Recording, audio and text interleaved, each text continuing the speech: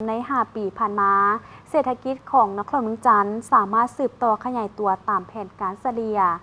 5.34 ส่วนห้อย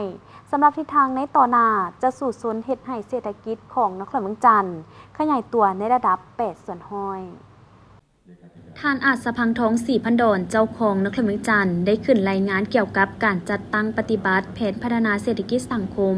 แผนงบประมาณ5 ปีครั้งที่9 2021-2025 และประจำปี 2025 ติดพันกับการจัดตั้งปฏิบัติ2วาระแห่งชาติและทิศทางแผนปี 2026 ของนครเมืองจันทร์ต่อกล่องประชุมสมัยสามัญที่10ของสภาประชาชนนครเมืองจันทร์ว่านครเมืองจันทร์ได้สืบต่อสุมใส่พันธุ์ขยายและแก้ไขปัญหารวมอย่างตั้งหน้าโดยภายใต้การนำพาซี่นำอย่างใกล้ชิดของศูนย์กลางภาครัฐบาลและสภาประชาชนนครเมืองจันทร์ในการติดตามกวดกาสุกยูและให้การสนับสนุนอย่างเป็นปกติรวมทั้งการประกอบส่วนของทุกภาคส่วนในสังคมจึงสามารถเห็นให้การพัฒนาเศรษฐกิจสังคมของนครเมืองจันทร์ยังสืบต่อขยายตัวอย่างต่อเนื่องซึ่งสามารถสั่งรวมผลสำเร็จเป็นต้นคงเขตเศรษฐกิจติดพันกับการจัดตั้งปฏิบัติวาระแห่งชาติว่าด้วยการแก้ไขความยุ่งยากทางด้านเศรษฐกิจการเงินได้เอาใจใส่ปฏิบัติมาตรการต่างๆเพื่อแก้ไขความยุ่งยากทางด้านเศรษฐกิจการเงินและยู่แหงการเติบโตของเศรษฐกิจผ่านการปฏิบัติตัวจริงสามารถเฮ็ดให้เศรษฐกิจนครเมืองจันทร์สามารถสืบต่อขยายตัวตามแผนการ5 ปีกำหนดเฉลี่ย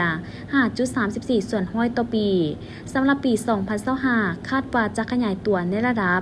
6.6 ส่วนห้อยได้สืบต่อเอาใจใส่จัดตั้งปฏิบัติแผนงบประมาณแห่งรัฐตามทิศบุกทะลุและเป็นเจ้าตนเองสูงกว่าเก่าโดยถือเอาเวียกงานการหันเป็นทั้งสมัยเป็นเวียกบุริมาซีดโดยเฉพาะเวียกงานในโครงเขตการคุ้มครองจัดเก็บรายหับคุ้มครองรายจ่ายและบริหารคุ้มครององค์กรโดยการสืบต่อปรับปรุงและจัดตั้งพันขยายระบบ IT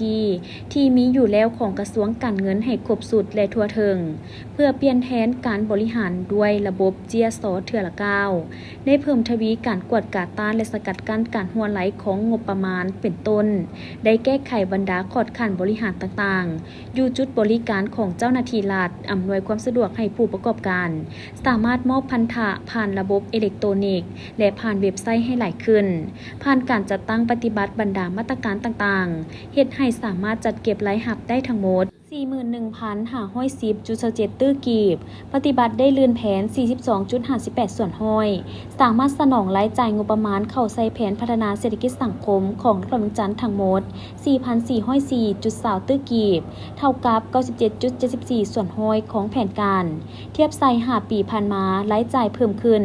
34.41 ส่วนห้อยได้สุ่มใส่แก้ไขหนี้สินโดยนำใส่แรงทุนเป็นต้นแรงทุนจากงบประมาณวงปกติวงเงินเกินแผนการเสนออวยหนี้เสนอออกพันธบัตรซึ่งสามารถแก้ไขหนี้สินบรรดาโครงการลงทุนของรัฐแต่ปี 2015 ขึ้นหลังในจำนวน 78 โครงการมีมูลค่าหนี้สิน 382.07 ตื้อกีบหลุดลงเหลือ29โครงการรวมมูลค่าข้างชำระหนี้สินตามหน้าเวียกสำเร็จ 282.17 ตื้อกีบสำหรับการแก้ไขหนี้สินสาธารณะจาก 339.97 ตื้อกีบหลุดลงเหลือ210.46 ตื้อกีบหรือเท่ากับ 61.91 ส่วนห้อยในนั้นสามารถปลดหนี้สินน้ำประปาสำเร็จได้หมดยังเหลือหนี้สินค่ากระแสไฟฟ้าสำนักงานห้องการจำนวน 26.48 ตื้อกีบหนี้สินค่ากระแสไฟฟ้าเยื้องทางจำนวน 28.19 ตื้อกีบและหนี้สินค่ากระแสไฟฟ้ากสิกรรมส่วนรับประทานจำนวน 155.79 ตื้อกีบท่านอาจสะพังทองศรีพันดอนยังได้กล่าวตื่มว่าสำหรับทิศทางในต่อหน้าจะสู่ศูนย์เฮ็ดให้เศรษฐกิจของนครเมืองจันทร์ขยายตัวในระดับ 8 ส่วนห้อยสู่ศูนย์จัดเก็บรายหับให้ได้ 14,116.31 ตื้อกีบเทียบใส่ปีผ่านมาเพิ่มขึ้น 32.39 ส่วนห้อยเท่ากับ 3,466.36 ตื้อกีบคาดคะเนแผนรายจ่ายงบประมาณบ่ให้เกิน 764.45 ตื้อกีบโดยเวียกจุดสูงจะคุ้มครองเศรษฐกิจให้มีเสถียรภาพสร้างเศรษฐกิจเอกราชเป็นเจ้าตนเองแก้ไขปัญหาเข่งห้อนของเศรษฐกิจการเงินปัญหาเงินเฟ้ออัตราแลกเปลี่ยนราคาสินค้าและหนี้สินต่างประเทศรวมศูนย์การคุ้มครองเงินตราต่างประเทศสร้างความเข้มแข็งฐานะการสำราญต่างประเทศให้มีประสิทธิผลสูงพร้อมทั้งสุกยูเฮ็ดให้เศรษฐกิจขยายตัวอย่างต่อเนื่อง